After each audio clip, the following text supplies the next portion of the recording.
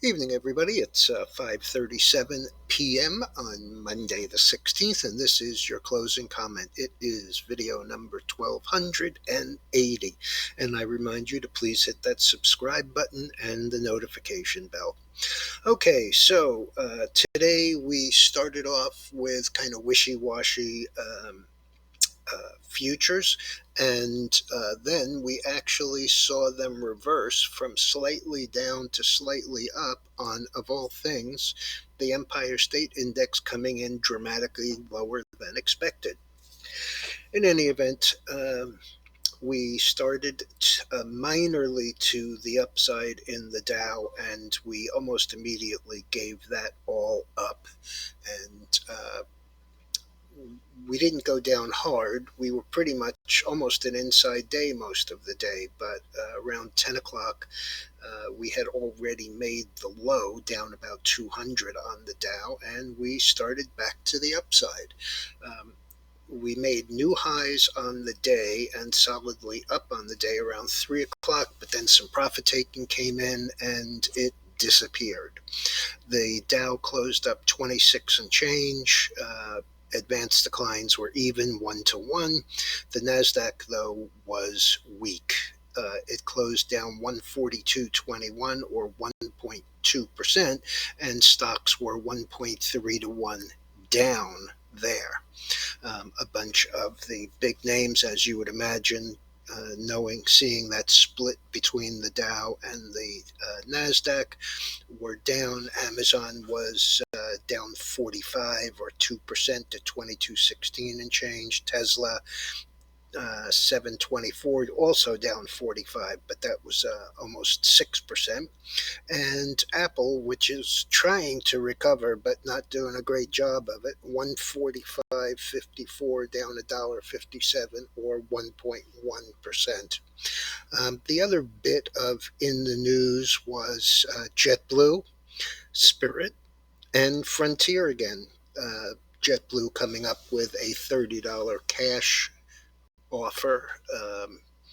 Nobody really thinks that this deal is possible to get done because of the Justice Department, but JetBlue, $30 in cash is $30 in cash, and frankly, Spirit, not the greatest of reputations, jumped on the news, closing 1927 up 229 or about 10%. Frontier sitting on the sidelines, 923 up 51, so a nice move there. And JetBlue closing down 61 cents or 6.1%. As I said, nobody expects that this higher price carrier buying a lower price carrier would be allowed by justice.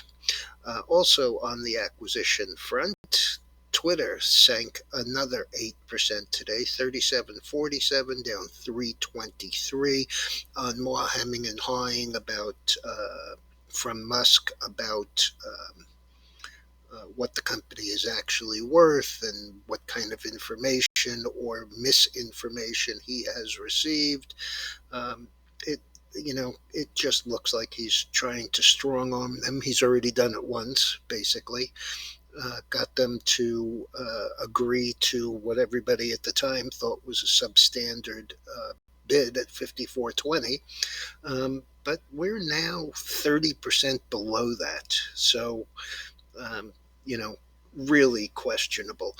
Also, economic news tomorrow. We have retail sales, industrial production, and capacity utilization, the housing market number, and business inventories.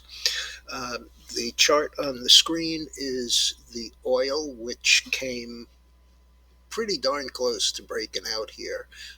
This high is 114.93. The high for the day here was 114.90, closed 114.20, and that was up $3.71. After 114, there's another close at 119 and change right here, and then 124 and change the next day, and heading lower. Gold was substantially higher during the day. It closed the day at 1814, up 580 after trading as high as 1826. I want to give you a look at that because I want to show you the disparity yet again between the gold and the silver. So the gold was up 580 or 0.3%, basically a third of a percent, 0.32. And it was lower this morning pretty substantially and came back up. So remember, up a third of a percent for that, and the silver up 55 cents on the day, which is 2.5%, 2.62%. And it made the low yesterday and started up, and today just followed through. I'd like to see it go through $22. I have a suspicion that 22.50 is going to be a little bit of a problem, but we'll see when it gets there.